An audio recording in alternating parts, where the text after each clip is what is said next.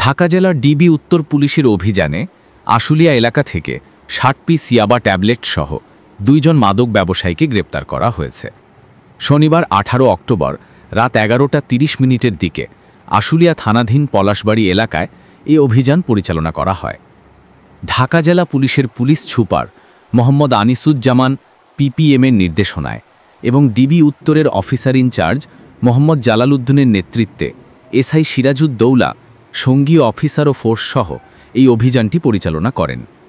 গ্রেপ্তারকৃতরা হলেন পাবনা জেলার ভাড়ামারা থানার সোনাবদ্ধা এলাকার টোকেন ব্যাপারীর ছেলে মিলন, বর্তমানে আশুলিয়া পলাশবাড়ি বিজয়নগর মোশারফের বাড়ির ভাড়াটিয়া; বগুড়া জেলার মারিয়াকান্দি থানার জোড়গাদা এলাকার টুকু ফকিরের ছেলে রনি, বর্তমানে আশুলিয়া পলাশবাড়ি বিজয়নগর মামুনের বাড়ির ভাড়াটিয়া। অভিযানকালে তাদের কাছ থেকে ৬০ পিস ইয়াবা ট্যাবলেট উদ্ধার করা হয়। গ্রেপ্তারকৃতদের বিরুদ্ধে আশুলিয়া থানায় মাদকদ্রব্য নিয়ন্ত্রণ আইনে নিয়মিত মামলা রুজুর প্রক্রিয়া চলছে।